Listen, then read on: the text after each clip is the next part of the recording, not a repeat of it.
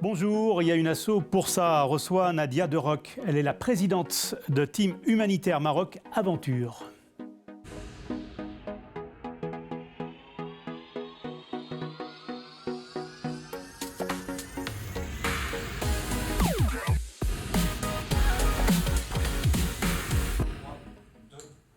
Les événements récents de l'actualité viennent nous confirmer que l'aide climatique a malheureusement encore de beaux jours devant elle. Les situations d'urgence imposent d'agir vite pour venir en aide à des populations vulnérables. Mais l'aide climatique ne doit pas répondre qu'à de l'urgence. Elle doit aussi pouvoir répondre à des besoins récurrents qui pèsent sur des populations et qui pèsent bien évidemment sur nos consciences. Nadia Deroc, bonjour. Bonjour. Alors vous êtes, je le disais tout à l'heure, la présidente de Team Humanitaire Maroc Aventure.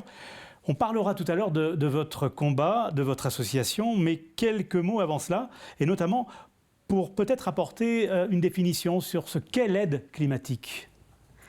Merci de me recevoir tout d'abord. Écoutez, on va faire plus simple. On va dire que c'est d'essayer de garder son environnement tel qu'elle est. C'est-à-dire qu'il ne faut pas massacrer la nature, il faut faire en sorte à ce que nos gestes de chaque jour préservent notre entourage naturel. Alors votre terrain d'action, c'est la forêt ?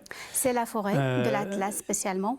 Les forêts sont menacées dans le monde ? Exactement, elles sont menacées. Malheureusement, on ne parle pas des petites parce qu'il y a vraiment des forêts qui sont massacrées dernièrement et que tout le monde crie pour les sauver. Mais il faut savoir aussi qu'il y a des petites forêts, notamment dans le nord de l'Afrique, et ils ont vraiment leur rôle pour maintenir notre environnement, et que ces forêts-là, qui sont spécialement des forêts de cèdre et genévrier, oui, et sont menacées de disparition, et ceci depuis maintenant 15-20 ans, qu'on voit vraiment des forêts entières disparaître.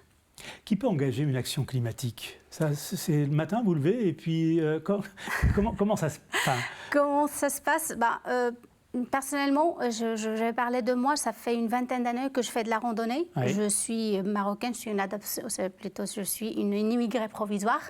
Je suis marocaine, j'ai toujours fait des randonnées.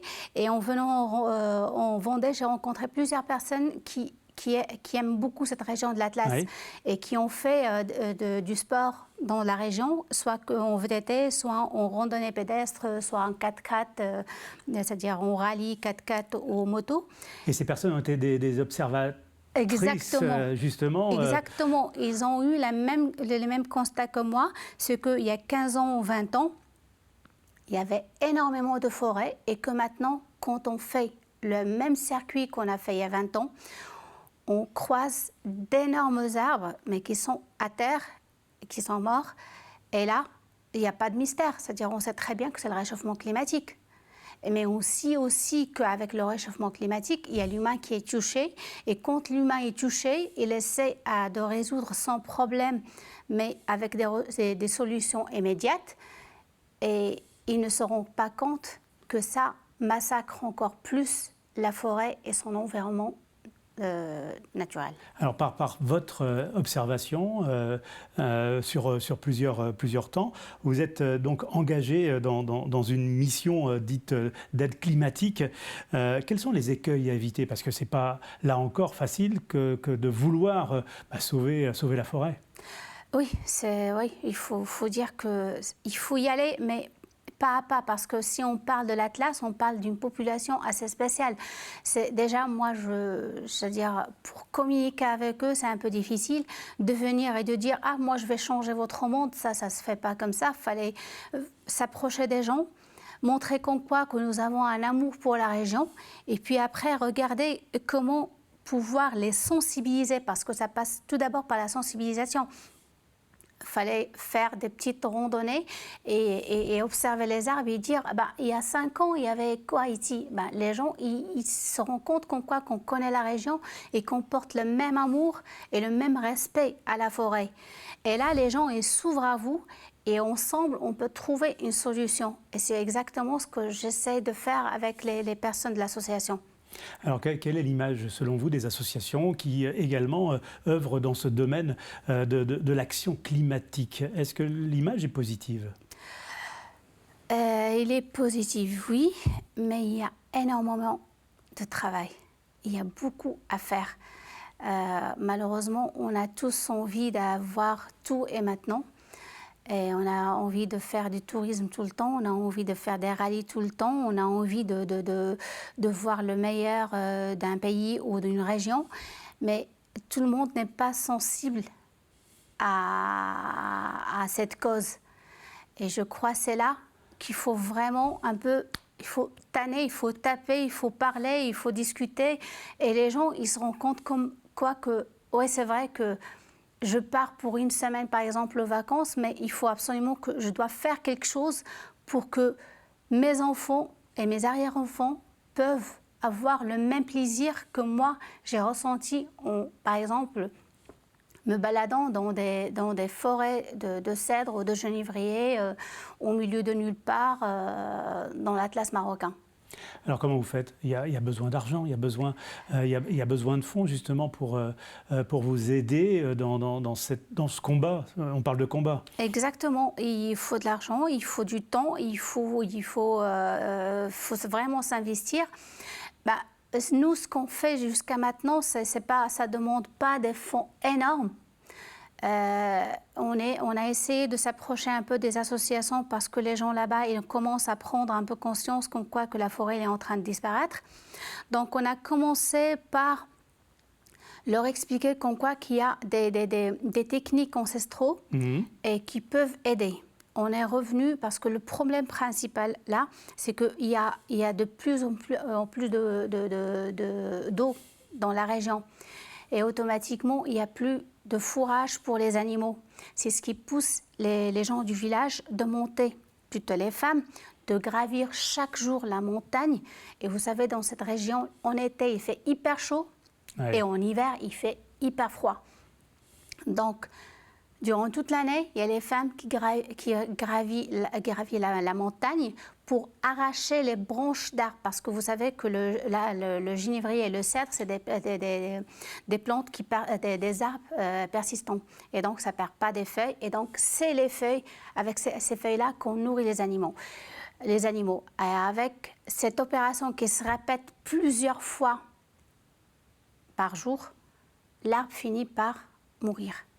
Et là, il faut de la patience pour expliquer que ces gestes quotidiens, mais qui sont aussi des gestes vitaux pour les populations, qu'il ne faut pas les... Comment vous mesurez le bien fondé de votre action? Est-ce qu'il y a des retours positifs? Est-ce que vous voyez des changements très concrètement? Exactement, parce que ce qu'on a fait, on est parti dans les villages, on s'est installé quelques jours, le temps que les gens s'habituent de nous et qu'ils commencent un peu à nous faire confiance. Et là, on commence un peu à parler. Et on a installé cette petite technique ancestrale, qui est l'orge germée, et qui a beaucoup de bienfaits et qui ne demande pas beaucoup de temps, pas beaucoup d'espace et pas beaucoup d'eau. Et qui est vraiment une bombe nutritionnelle pour les animaux.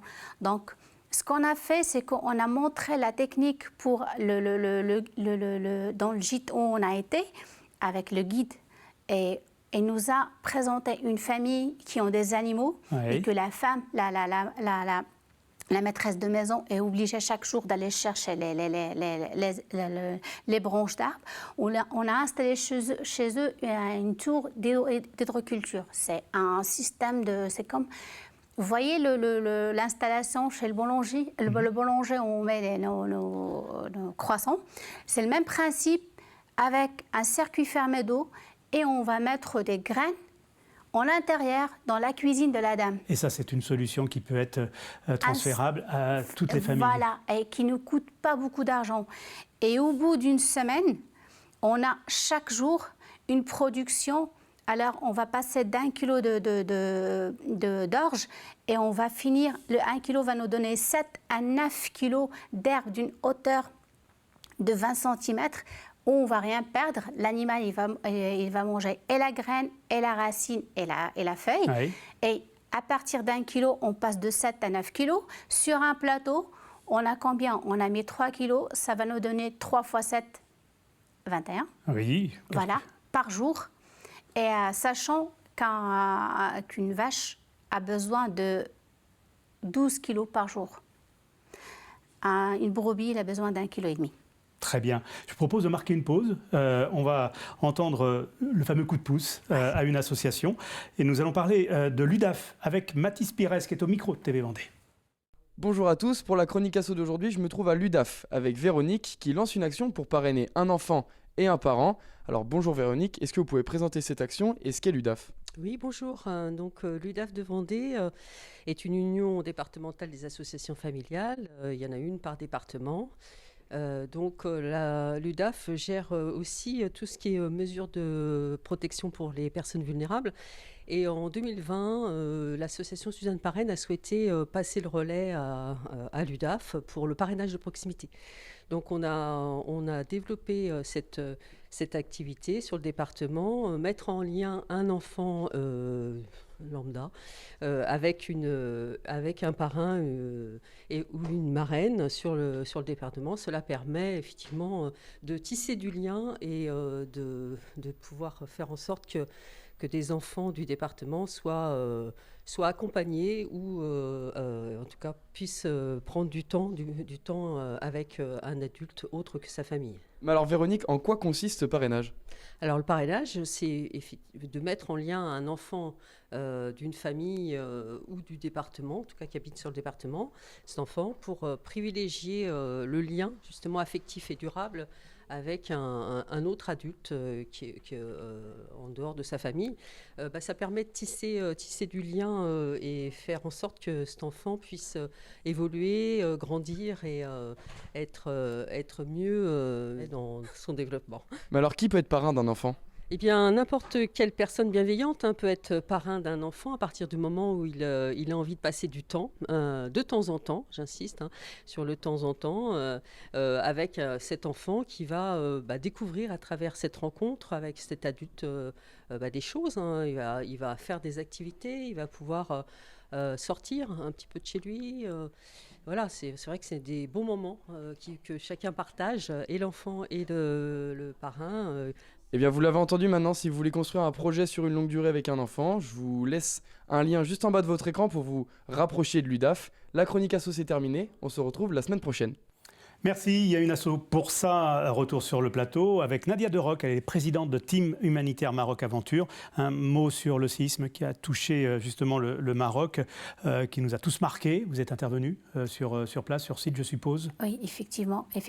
On a pu, grâce à plusieurs donateurs de la Vendée et des régions un peu tout autour, on a pu ramener une quinzaine de mètres cubes de vêtements chauds, couvertures, médicaments et tentes pour le Maroc. On les a acheminés jusqu'à la région de Taroudant.